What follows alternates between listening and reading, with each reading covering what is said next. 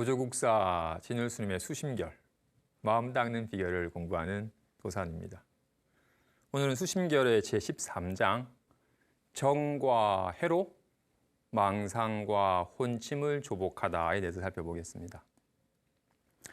이 조사 스님께서 말씀하시기를 자기 성품은 본래 스스로 청정하며 자기 성품은 본래 생멸하지 않으며 자기 성품은 본래 스스로 부족하며 자기 성품은 본래 통요함이 없으며 자기 성품이 능히 마음법을 생하니 허망한 반연심을 여의면 곧 여여한 부처이다 하고 말씀하셨습니다. 그러므로 마음 공부는 자신이 본래 갖추고 있는 이 공적한데 신령스럽게 하는 이 자기 성품을 몰로 깨닫고 비로소 생멸함이 없는지라 비로소 나고 죽음을 청정하며 본래 청정하여 물듦이 없는지라 근심 걱정을 놔두어도 걸림없는 여여한 삶이 실현되는 겁니다. 그런 의미에서 마음 공부는 자기 보물을 발견하는 겁니다. 이를 법화경에서는 다음과 같이 비유합니다. 어린 시절에 정말 형제처럼 지내던 친구가 세월이 지남에 한 친구는 정말로 왕과 같은 부유한 이가 되었고 한 친구는 쫄딱 망해가지고 가난한 이가 되었어요. 우연찮게 이 마을 저 마을 다니다가 친구 집에 들게 되었고 오랜 세월 오랜만에 본 친구가 정말 형제 같은 친구가 고생을 하니까 안쓰럽기도 하고 너무도 진수성찬을 차려나요. 그는 반갑게 맞이하고 같이 즐겁게 술 한잔 했어. 그런데 갑자기 관청에 급한 일이 생겨가지고 이 부자 친구가 또 가야만 되었어. 정말로 즐겁게 진수성찬에 즐겁게 마시다 보니 이 가난한 친구는 술에 취해가지고 정말로 꽐라가 되어가지고 확 쓰러져 있고 이 부유한 친구가 이 친구가 새롭게 이제 고생하지 않고 새롭게 이제 확 잘 살 수 있도록 정말 값을 매길 수 없는 정말 귀한 보물을 그 친구의 옷 속에 딱 매달아 뒀어요. 그는 아침에 일어나서 발견해서 이제 다시금 새 삶을 살 수 있도록 이 급한 일로 관청일로 보러 급하게 밤늦게 떠나자 가난한 친구가 아침에 훅 일어나서 술을 깨서 보니까 친구는 이미 관청일이 급한 일 때문에 떠나버렸고 술이 취한 상태에서 매달아두니 보석에 대해서는 까마득히 모르고 아유 오랜만에 만나서 술 한잔 잘 한잔 먹었으면 됐지. 제 친구라도 성공해가지고 잘 사니까 됐지. 아유 나도 열심히 일해서 그냥 날품팔이 하면서 살면 굶어 죽게 하겠어 하면서 다시금 이 마을 저 마을 다니면서 정말로 막일하면서 고되게 살아요. 옷 속에 정말로 값을 매길 수 없는 정말로 수천억 하는 보물을 가지고 있건만 전혀 알지 못한 채 보물을 가지고 있어도 있는지를 모르면 전혀 쓰지 못하니까 가난한 삶을 살 수밖에 없어요. 그렇게 오랜 세월 동안 고생을 하다가 다시 그 친구를 만나게 되었고 자네 왜 이렇게 아직까지 고생을 하냐? 자네 옷 속에 있는 보물을 발견하지 못했느냐? 너한테 그런 게 있어? 하고는 보석을 살펴봤더니 진짜 귀한 보석이 계속 수년 동안 고생하는 동안은 계속 달고 다녔고만 몰라가지고 가난한 삶을 살고는 한편으로는 후회하고 한편으로는 정말로 다행스럽게 내한테 이런 보물이 있구나 알아서 발견하여서는 정말로 넉넉한 풍요한 걸림없는 삶을 살게 되었다고 얘기합니다. 중생의 삶이 그와 같답니다. 자신 속에 써도 다함이 없는 온갖 인연에 감흥하되 물들미 없는 어떤 인연에도 손상되거나 사라짐이 없는 이 묘한 성품을 온전히 갖추고 있건만 알지 못해서 괜한 온갖 인연에 걸린 줄 알고 속아가지고 요동치는 삶을 산다고 얘기합니다. 자기 보물을 발견하면 부처님처럼 나고 죽음을 초월하고 근심 걱정을 놔두어도 전혀 물듦이 없는 여유한 삶이 실현됩니다. 그래서 마음 공부는 애써 노력해서 열심히 높은 단계로 나아가는 게 아니라 자기 마음이 본래 부처님과 다를 바 없음을 몰로 깨달아서 이 자기 보물을 발견한 순간 곧장 여유한 삶이 걸림없는 삶이 실현됩니다. 능엄경에서는 이런 중생의 삶을 조금 더 중생의 입장에서 얘기를 합니다. 능엄경이 이르기를 중생들은 이 찬 마음이 문득 망상을 생하면 그 망상에 집착하여 이 참 마음을 잊어버리고 이 망상을 자기 마음인 줄 안다. 이와 같이 중생은 참 마음을 잊어버리고 망상을 자기 마음이라고 여기기 때문에 늘 애써 노력하건만 깨닫지 못하고 이 망상에 사로잡혀 괴로워한다고 얘기합니다. 이 공적한데 신령스럽게 알고 온갖 걸 알지만 물듦이 없는 이 마음이 문득 답답해라는 험악한 모양을 나타내며 왜 답답하지 내가 답답해 좀 사라졌으면 편해졌으면 좋겠어라고 이 답답함과 편함이라는 허망한 모양을 자기 마음인 줄 아는지라 답답하다 하면 자기가 어우 괴로워졌다 빨리 편안해가지고 즐거워졌으면 좋겠다라고 공적하여 모양이 없지만 온갖 모양을 놔두고 온갖 모양을 놔두어도 걸림없는 자기 마음은 잊어버리고 이 허망한 모양을 자신인 줄 알아. 나빠진 줄 알고 좋아진 줄 알아. 아 이렇게 되려고 애를 써요. 자기는 잃어버리고 허망한 모양을 자신인 줄 아는지라. 그래서 마음 공부는 따는 게 아니라 인연따라 나타나는 마음 상태, 반연하여 나타나는 마음 상태는 허망한 줄 알고 이 헛것에 속지 아니하고 진실에 눈뜨는 겁니다. 예전에 요즘은 그런 놀이를 안 하겠지만 아주 예전에 시골에 자라는 아이들이 초등학교 이제 갓 들어가거나 하면 한여름에 아이들끼리 남자아이들끼리 담력 테스트를 해요. 네가 담이 얼마나 큰지. 그래서 한밤에 후레쉬도 없이 그냥 달빛에만 의지하여 아이들이 차례로 공동묘지 저 모퉁이 지나서 첫 번째, 두 번째, 세 번째 가지고 각자 순서대로 모퉁이 돌아서 있는 무덤에 말뚝을 받고 오는 것으로서 아 내가 남자다라는 걸 증명하는 그런 담력 테스트를 하곤 했더래요. 하나는 이제 여러 애들 중에서 등치가 크지만 여기 담이 약해가지고 겁이 많았던 아이가 자기가 할 순서가 되었어. 모퉁이를 지나서 13번째 무덤에 말뚝을 받고 오기로 했어. 겨우겨우 희끄무리하게 보이는 달빛에 의지하여 가서 하나, 둘, 셋, 13번째 이 무덤이군 하고는 들고 온 말뚝이라 망치를 가지고 말뚝을 땅 쳤어요. 그러니까 친구들이 얘가 확실하게 말뚝을 박나 보다 싶었어. 그러니까 땅 치고는 으아! 놔라 하고는 아무 소리가 안 들리는 거예요.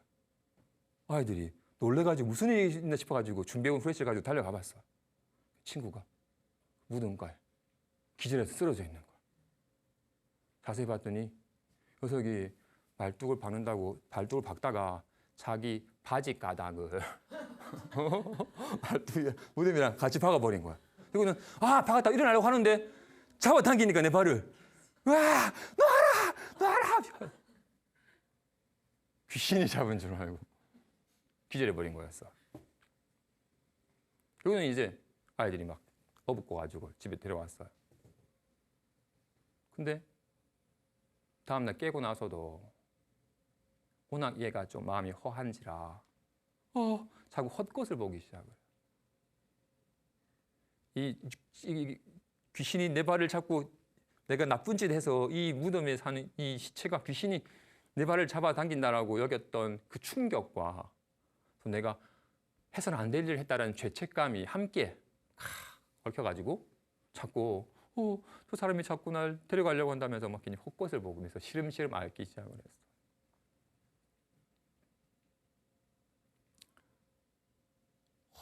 헛것인 줄 알면 안 속는데 헛것인 줄 모르고 실제로 여기면 거기 사로잡혀가지고 휘둘립니다.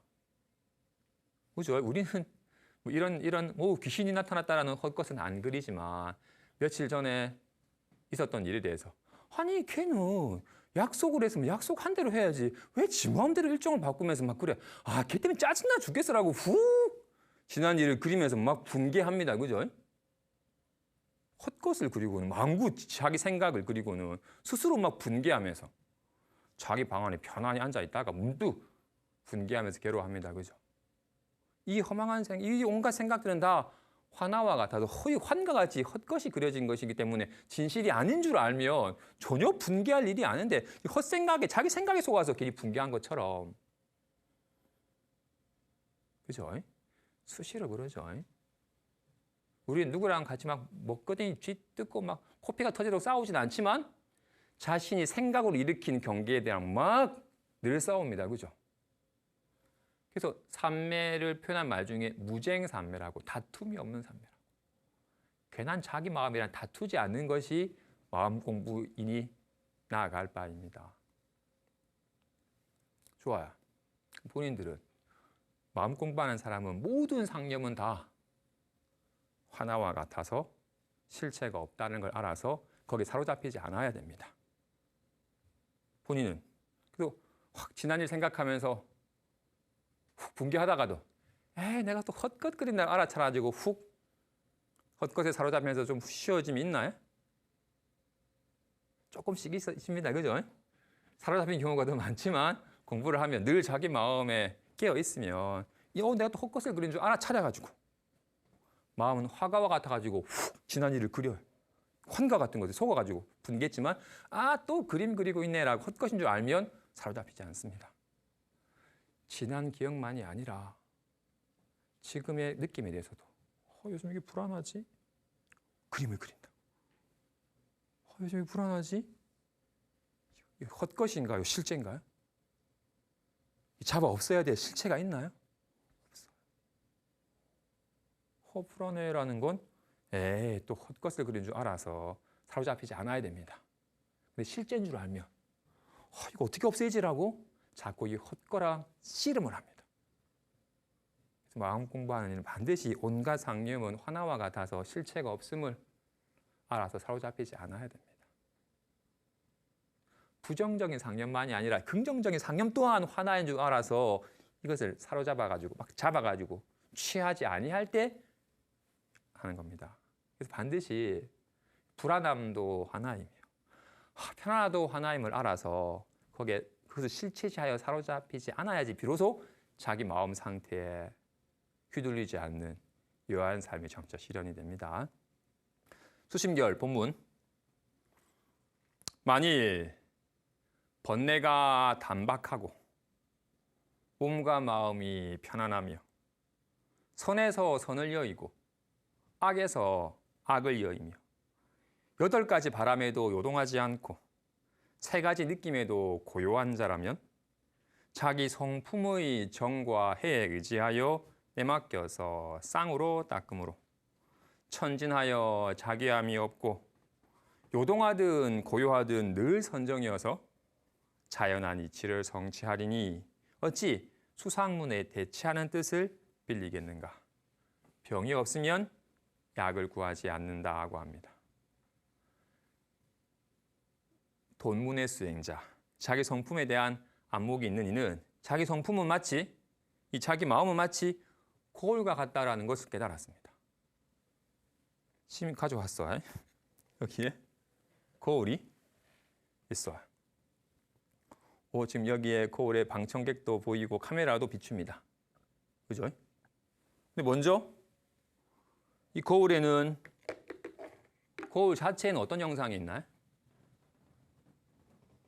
거울 자체에 카메라가 있고 의자가 있고 사람이 있나요? 거울 자체에는 아무런 영상이 없습니다. 그죠? 그죠? 거울 자체는 아무런 영상이 없어요. 그런데 인연이 되면 훅 카메라 모습이 훅 영상이 나타나요. 그러면 이 카메라 영상은 분명히 거울에 영상이 나타나는데 이 영상은 밖에서 들어온 건가요? 아니면 거울 속에서 나온 건가요? 분명히 거울에 영상이 나타나는데 이 영상은 말 그대로 그림자니까 이거는 밖에서 들어온 것도 아니고 거울 속에서 나온 것도 아닙니다. 그죠? 근데 묘하게 딱 인연이 되면 카메라 영상이 나타나네요. 그죠? 먼저 이와 같이 거울의 첫 번째 면은 거울 자체는 공하여 아무런 영상이 없다. 두 번째, 그런데 인연 따라 온갖 영상을 놔둔다. 세 번째, 어떤 영상을 놔두어도 물들지 않는다. 거울에 똥이 비치면 거울이 더러워지나요? 거울에 꽃이 비치면 거울이 아름다워지나요? 거울은 인연따라 똥을 비추든 꽃을 비추든 거기에 전혀 물들지 않습니다. 그죠? 그렇기 때문에 인연따라서 온갖 인연따라서 거울 앞에서 화장도 하고 온갖 몸새도 마주도 보고 살펴보는 어떤 인연에도 리얼하게 나타나니까 그와 같이 마음은 거울과 같다고 합니다. 마음 자체에는 어떤 상념이 있나요? 불안함이 있나요? 편안함이 있나요? 마음 자체에는 아무런 상념이 없어요. 인연이 되면 좋은 사람 만나면 반갑다. 그 사람 만나면 쟤 또 왔어 라고 온갖 상념을 놔둡니다. 인연 따라 살 것 같다라고 상념을 놔두기도 하고 요즘 이게 불안하지라고 상념을 놔두기도 합니다. 하지만 어떤 상념을 놔두어도 물들질 않아요. 온갖 상념을 놔두지만 지금 그 사람 만나가지고 반갑다 했다가 실사 만나면 짜증나 할 때는 반갑다는 흔적도 없잖아요. 그치? 아까 거울이 꽃을 비추다가 똥을 비추면 꽃은 흔적도 없고 똥이 나타나는 것처럼 삶도 마찬가지로 인따라 리얼하게 온갖 상념을 놔두지만 전혀 그 상념이 마음에 흔적을 남기지 않습니다. 그죠? 그런지라 이렇게 공하지만 온갖 상념을 놔두고 어떤 상념을 놔둬도 물들지 않는 이 마음을 뭘로 깨우쳐서 인연따라 온갖 인연에 감응하되 걸림없는 삶을 실현하는 겁니다. 이와 같이 돈문의 수행자는 이 자기 마음이 본래 거울과 같은 줄 깨달았어. 그래서 인연 따라 어떤 마음 상태가 되어도 걸림없다는 걸 알아요. 그래서 어떤 인연도 만날까 싶어서 불안해하지 않고 인연이 오는 거 인연 따라서 받아들이고 또 어떤 인연을 지으려고 애쓰지도 않고 인연이 다 가면 그냥 떠나보내고 그냥 마치 빈배가 물결 따라서 빨리 가기도 하고 천천히 가기도 하고 굽을 때는 굽어쳐서 갔다가 곧을 때는 곧게 가듯이 온갖 인연에 수순하듯 온갖 인연 따라 다양한 삶을 인연 따라 온갖 수순하여 살아갈 뿐 뭔가를 쫓지도 않고 뭘 없애버리려고 애쓰지도 않습니다. 자기 마음을 깨우친 이는. 근데 이 자기 마음을 깨우치지 못한 이는 어떤가요? 이 마음 상태가 자신인 줄 아니까 이 거울 같은 마음을 모르고 답답하다는 마음 상태를 하면 괴로워진 줄 아니까 답답함을 떨쳐버리려고 막 애를 쓰고 편안하게 돼야지 자기가 좋아진다 그러니까 어떻게 하면 좀 편안해질까라고 자꾸 편안한 상태가 되려고 애써 구하는 식의 막 구하거나 떨쳐버리려 애쓰거나 하는 늘 애쓰는 식의 삶을 삽니다. 왜? 이런 마음 상태를 잠깐 반연하에 나타나는 마음 상태를 자기 마음이라 여기니까 그 마음 상태에 구하거나 떨쳐버리거나 애쓰는 마음으로 살아요. 이어서 비록 먼저 뭘로 깨달았으나 번뇌가 농후하고 습기가 지중하여 경계를 대할 적에 생각마다 망정을 내고 연을 만날 적에 마음마다 대상을 세우는지라 이에 산란해지고 혼침해져서 공적한 알미 항상함을 잊어버리게 된 자라면 수상문의 정과 해를 빌려서 잊지 않고 대치하여 망상과 혼침을 고르게 조복함으로써 함이 없음에 들지니 곧 그렇게 함이 마땅하다고 합니다. 마음 공부는 마치 자주 말하는 것처럼 장자, 궁자에 비유할 수 있습니다. 사실은 장자인데 부잣집 아들이었는데 어렸을 때 길을 나갔다가 떠돌이 거지가 되고는 자신이 비천한 자라 여기서 괜히 고생을 하다가 비로소 자기 집으로 돌아와서 아버지를 만나게 되고 자기 본래 모습을 뭘로 깨달아서 다시 풍요롭고 걸림없는 삶을 살게 된 것 같습니다. 그죠? 마음 공부는 그와 같이 본래 장자가 자신이 궁자한 줄 착각하여 고생을 하다가 내가 본래 장자였구나를 깨닫게 된 것처럼 자신은 이렇게 공적한데 신령스럽게 하는 공적한데 신령스럽게 아는지라 온갖 답답함도 알고 신남도 알고 온갖 것을 알지만 답답함과 신남이 물들지 않는 이 공적하고 청정한 늘 이 마음이건만 이 마음은 잊어버리고 답답해가 자신인 줄 알아. 짜증나라고 괴로워진 줄 알아. 어떻게 하면 좀 편안해질까? 어떻게 하면 좀 신날까라고 늘 이런 마음 상태를 구하는 식의 마음을 살다가 비로소 내가 허망한 마음 상태에 속아서 헛것은 헛것인 줄 모르고 허망한 걸 허망한 줄 모르고 진실한 걸 잊어버렸구나. 이게 진짜인데 얘가 답답하고 잠깐 나타났을 뿐이야. 아무도 물림이 없는데 라고 하는 이 공적하고 청정한 자기 마음을 뭘로 깨닫는 겁니다. 그래서 공부를 하면 비로소 이렇게 아는 성품을 이렇게 아는지라 답답한 줄도 알고 편안한 줄도 아는 온갖 다양한 마음 상태로 나타나자 물림이 없는 여기에 대한 자각함이 있어서 비로소 어떤 인연에 어떤 마음 상태가 돼도 문제가 없구나라는 것이 훅 와닿아서 비로소 안심이 됩니다. 그런데 문제는 장자가 오랜 세월 동안 거지 생활을 하다 보니 자신이 이 원래 장자인 줄 알아도 옛날 계속 거지 노릇하던 습관이 단번에 사라지질 않습니다. 마찬가지로 늘 이 마음이었건만 답답해 신났으면 좋겠어라고 늘 이렇게 모양에 매달리는 식의 습관이 있는지라 뭘로 이 마음이 이렇게 나타나고 저렇게 나타나고 온갖 마음으로 나타나는 것이라는 줄 훅 깨우쳐서 비로소 안심함이 되었으나 그래도 답답한 것보다는 좀 편안했으면 좋겠어라고 하는 식의 모양을 구하던 습관이 또 확 발동이 되어서 또 이 공적한 마음은 잊어버리고 그래도 좀 이렇게 하면 좀 편안해질 텐데라고 자꾸 모양을 구하는 식의 습관이 돌아갑니다. 그래서 다시 한번 이런 수상문의 방편을 빌려서 모양에 집착하는 마음은 후 그치고 인연따라 온갖 나타나지만 이것이 화나와 같아도 실체가 없음을 훅 비추어 보는 지와 관을 닦아야 합니다. 공부하는 사람은 지와 관을 닦습니다. 첫째, 지를 닦는다는 것은 일체 경계상을 그치는 것이라고 합니다. 우리는 아까 중생들은 이 자기 마음이 문득 허망한 망상을 생각하면 망상에 집착하여 참 마음을 잃어버린다라고. 우리는 그죠? 답답해라고 하면 답답함에 집착하여 이건 잊어버리잖아요. 답답함이 있다고 여기니까 답답함을 자꾸 떨쳐버리려고 애를 씁니다.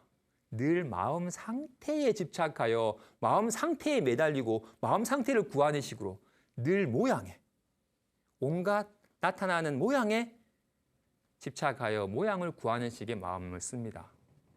그래서 그렇게 모양에 집착하는 마음을 훅 그치는 겁니다.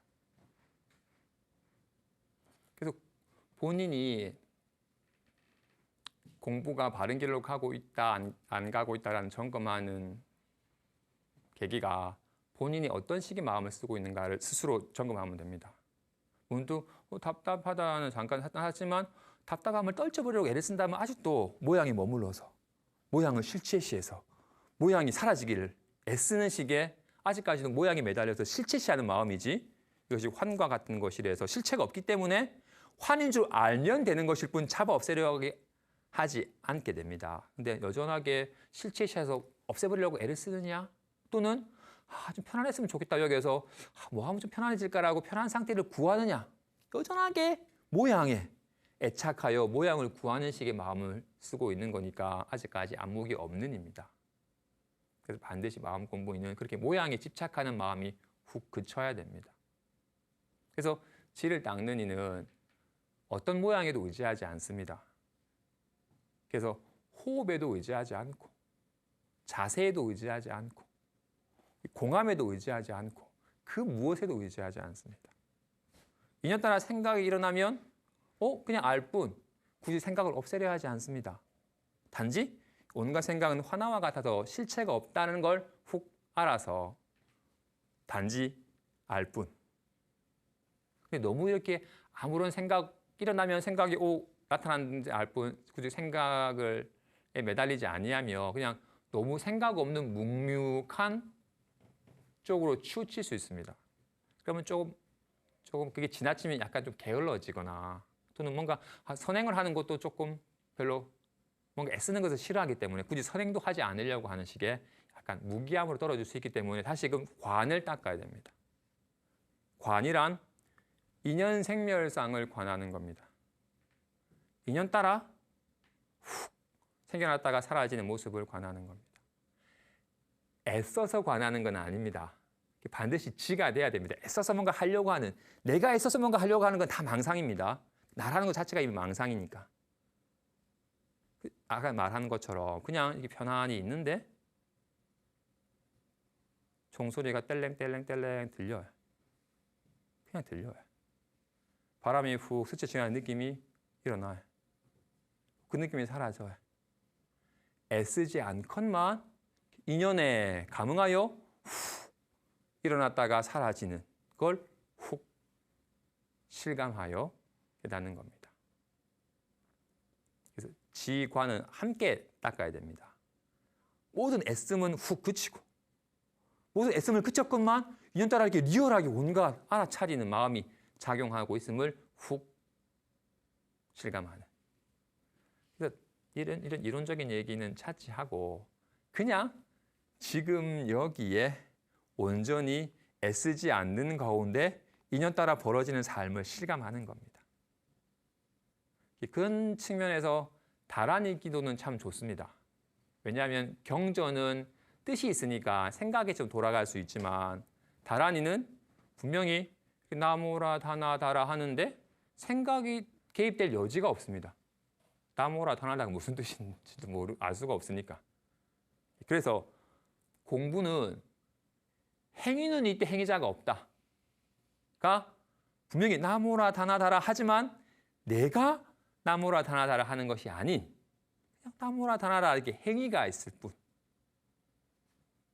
그래서 애쓰는 마음은 그치고 인연 따라서 온갖 인연 따라 벌어지는 삶을 실감하는 겁니다. 그래서 이와 지와간을 한 쌍으로 닦으면 일체법이 온갖 생각이 훅 화나와 같은 줄 알지만 인과가 여실하여 온갖 인연 따라서 리얼하게 나타나는 삶을 실감하는 겁니다.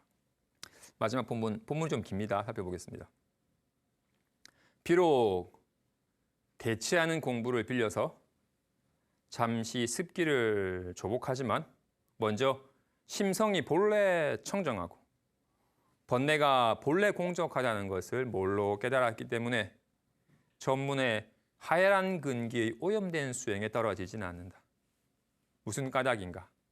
깨닫기 전에 수행하는 것은 비록 공부함을 써서 잊지 않고 생각마다 훈습하여 수행하지만 일마다 의혹을 내어서 아직 걸림없지 않으니 마치 한 물건이 가슴에 걸려 있는 듯이 불안한 상이 늘 현전해 있다가 세월이 지나서 대체하는 공부가 성숙해지면 곧 몸과 마음과 객진이 거의 편안해진다. 비록 편안함을 회복하였으나 의혹의 뿌리가 아직 끊어지지 않았으니 마치 돌로 풀을 누른 것과 같아서 여전히 생사의 경계에 차지하지 못하다. 그러므로 이르기를 깨닫기 전에 수행하는 것은 참된 수행이 아니다고 하였다. 깨달은 사람의 분상에서는 비록 대치하는 방편이 있으나 생각마다 의혹이 없어서 오염된 수행에 떨어지지 않으니 세월이 지남에 자연이 천진한 묘성에 개합하여 공적한 알매 내맡김으로 생각마다 일체 경계를 반연하되 마음마다 일체 번뇌를 영원히 끊으며 자기 성품의 정과 해가 균등함을 여의지 않아서 위없는 깨달음을 성취하리니 앞에서 언급한 근기가 수승한 자와 더불어 다시 차별됨이 없다. 즉 수상문의 정과 해는 비록 전문의 근기가 행하는 바이지만 깨달은 사람의 분상에서는 쇠를 고쳐서 금으로 만들려는 것이라고 말할 만하니 만일 이와 같음을 안다면 어찌 두 가지 문의 정과 해를 선 후에 차례로 둘러보는 의혹이 있겠는가? 원컨대 수도하는 사람들은 이 말을 연구에 음미하여 다시는 의혹하여 스스로 태구심을 내지 말라. 마음 공부하는 사람의 깨달음은 대략 4단계로 구분할 수 있습니다. 첫 번째, 마음 공부를 시작한 사람이 비로소 깨닫게 되는 첫 번째는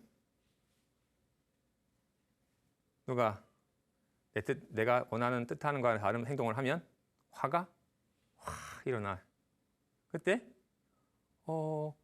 화가 일어나는구나 알아요. 화가 일어나는 걸 깨우쳐. 이 화를 내버리면 상황이 더 악화돼가지고 더 괴로워진다는 걸 알아서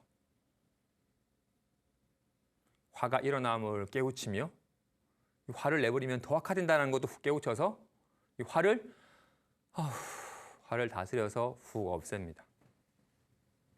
이것이 마음 공부하는 사람의 첫 번째 깨우침입니다. 하지만 이는 불각, 아직 깨닫지 못했다고 말합니다.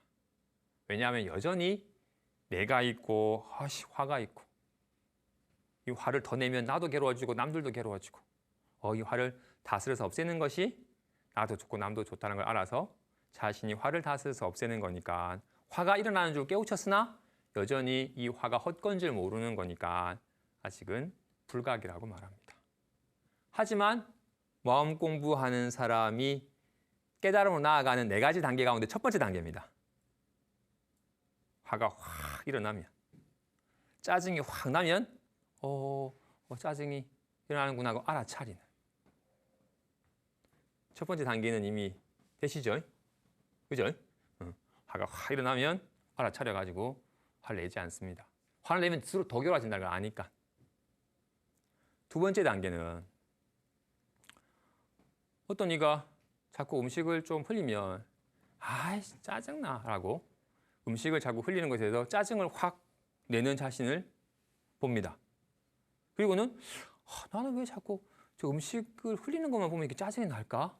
라고 자기 자신을 더 들여다보니까 나는 음식을 흘리는 사람은 칠칠 맞은 사람이다. 사람이라면 음식을 흘리면 안 되지 라고 하는 그런 강박과 집착이 있구나. 그러니까 흘리는 걸 보면 확 짜증이 나는구나 라고 훅 깨우치게 돼요. 그리고는 게다가 본인도 좀 세월 지나니까 좀씩 흘려. 그런 걸 보면서 사람이 흘릴 수도 있는 거구나. 사람이 흘릴 수도 있네. 닦으면 되네. 그러면서 사람은 흘리면 안 되지 라고 하는 그 집착이 훅 내려놔지게 돼요. 그렇게 예전에 이렇게 사람은 흘리면 안 되지라는 집착이 있을 때는 흘리는 걸 볼 때마다 왜 저래라고 짜증을 냈었는데 사람이 밥 먹다 흘릴 수도 있지라고 흘리면 안 된다는 집착이 훅 내려놔지자 흘리는 걸 봐도 짜증이 안 나요. 나의 이런 집착하는 바 때문에 짜증이 나는 거였구나 라는 걸 알아서 그동안은 짜증이 나거나 화가 나면 내 속에 이런 집착하는 바와 욕구가 있어서 짜증이 일어난다고 여겨지지 않았기, 자각하지 못했기 때문에 너 왜 자꾸 그런 행동을 해라고 남을 탓했었는데 니 때문에 내가 화가 나자라고 여겼었는데 내 속에 이런 나만의 집착과 이런 내만의 욕구가 있구나. 이게 있는 이상 비슷한 상황이 될 때마다 자꾸 화가 나고 짜증이 나는구나 알아서 자신이 괴롭지 않기 위해서 이런 집착과 욕심을 비울 때 자신이 편해진다는 걸 아니까 집착과 욕심을 훅 비워서 뭔가 마음이 삶이 훨씬 더 가볍고 편안해집니다. 이걸 상사각, 비슷한 깨달음이라고 합니다.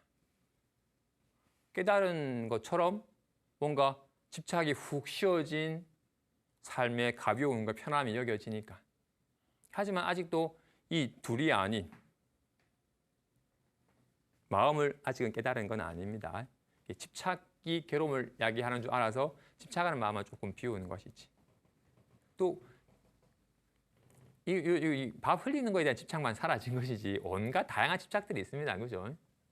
그래서 인연 따라서 예전에는 인연 따라서 화가 나면 상대 탓을 했지만 이제는 인연 따라서 괴로움이 벌어질 때 자신을 들여다보고 집착과 욕심을 훅 비우는 것으로서 문제 해결의 방향이 예전에는 내가 바라는 바는 내버려 두고 내가 바라는 바로 네가 행동을 해라고. 그 사람도 자기 바라는 대로 행동하는 건데 저게 편해가 저렇게 행동을 하는 건데 그건 싫어. 내가 바라는 대로 이렇게 해. 라고 갑질을 했었는데 누구든지 다 자기가 바라는 바가 있고 그 사람도 자신의 바람대로 하는 거니까 내 바람대로 바뀌는 걸 바라는 건 욕심이구나. 내가 괜히 갑질을 하고 있었네. 하는 걸 알아서 그 사람의 행동, 자신이 바라는 대로 행동하는 것을 그대로 수용하고 내 속에 이런 바람을 조금 비우면 크게 문제가 되지 않는구나 알아서 욕심과 집착을 조금 훅 비우는 식으로 문제 해결의 방향이 바뀝니다. 그리고는 이제 다시금 아까 살펴본 것처럼 자신의 삶을 온전히 훅 실감하면 실감할수록 첫 번째 상황은 화가 확 나면 내가 또 화를 내려고 하느라고 여겨서 내가 화를 다스려 없애려 하였으며, 두 번째 상황은 화가 확 일어나면 화가 왜 일어나지? 내 속에 이런 욕심이 있으니까 이런 상황에 자꾸 화가 일어나는구나 알아서 이 화가 일어나지 않도록 하기 위해서 욕심을 비우는 거였습니다. 그죠? 그렇기 때문에 아직도 자신과 대상을 나누는 식의 마음의 습관이 있었어요. 근데 이제 다시금 삶을 더 실감을 하면 인연따라 화가 확 날 때 이 화나는 상황 속에 더 온전히 훅 실감이 젖어들어 보니 너 왜 그래? 한 속에 따로 나와 대상으로서 화라고 할 만한 것이 따로 있지 않네.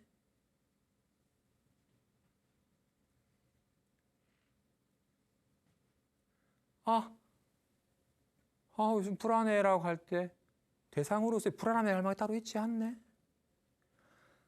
살 것 같다고 할 때 따로 대상으로서 편함이 있지 않네.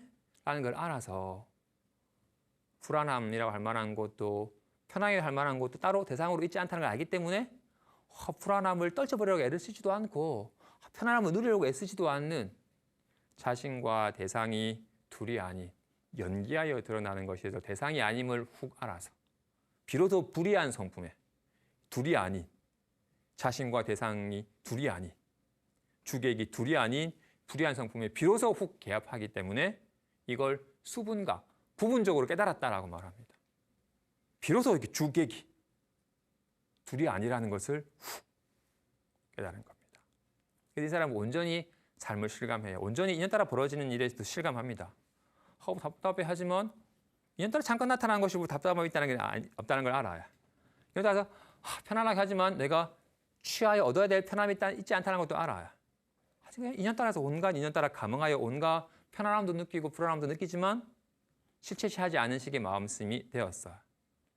이제 더욱더 여기에 더 실감하면 실감할수록 불안함이 할 만한 것이 있지 않다. 잠깐 불안한 모양으로 잠깐 나타나는 것이 불안함이 할 실체가 없다는 걸 알았기 때문에 이걸 더욱 실감하면 실감할수록 불안해라는 모습으로 얘가 나타나는 거구나.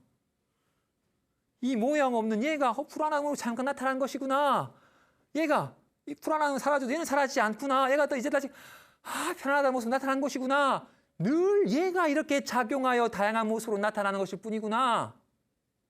오직 이 마음이 상주할 뿐이구나. 온갖 인연에 감응하여 온갖 다양한 모양으로 나타나지만 모양에 해당한 실체가 있는 것이 아니었고 오직 이것이 뿐임을. 비로소 무념임을. 온갖 상념이 나타나지만 상념에 해당한 실체가 없고 온갖 상념의 실상이 바로 이것임을. 온갖 모양의 실상이 바로 이것임을. 온갖 모양으로 나타나지만 실상은 오직 이것이 나타난 바일 뿐임을. 비로소 손이 자체를 깨닫듯이 마음이 비로소 자체를 온갖 다양한 모양으로 나타나지만 모양을 허망하는 것이고 이것이 나타나는 것임을 훈훈히 실감하여 오직 마음이 상주할 뿐이므로 이를 구경각, 완전히 깨달았다고 말합니다. 이런 깨달음의 길은 딴 게 아닙니다. 그죠? 일상적으로 살아가는 자신의 삶을 온전히 실감할 때 깨닫는 겁니다. 그죠? 화날 때 화가 나는 줄 알고 또는 인연 따라 나타나는 거구나. 인연이 되니까 나타나는 거니까 내적인 인이 있고 연이 있으니까 짜증이라는 게 나타나는 거였구나라는 걸 알아서 연만 탓하지 아니하고 인을 조금 훅 비워버리니까 인연이 한 손으로는 박수가 칠 수 없는 것처럼 화가 일어나는 게 아니구나라는 걸 알았고 하지만 인연 따라 화가 난다 하더라도 화라는 게 본래 실체가 없네. 잡아 없애야 될 게 아니구나라는 걸 훅 알고 더 나아가면 하이라는 모습이 나타나지만 사실은 이것임을 알아서 걸림없는 삶이 실현됩니다. 그 길은 오직 지금 이렇게 인연 따라서 작용하는 이 삶을 온전히 실감함 속에서 이루어지는 겁니다. 그래서 공부의 장은 지금 여기지 저 산 위에 있는 선빵이 아닙니다. 선빵도 공부의 장이고 시장바다도 시장의 장이고 내가 발 딛고 있는 여기가 공부의 장입니다.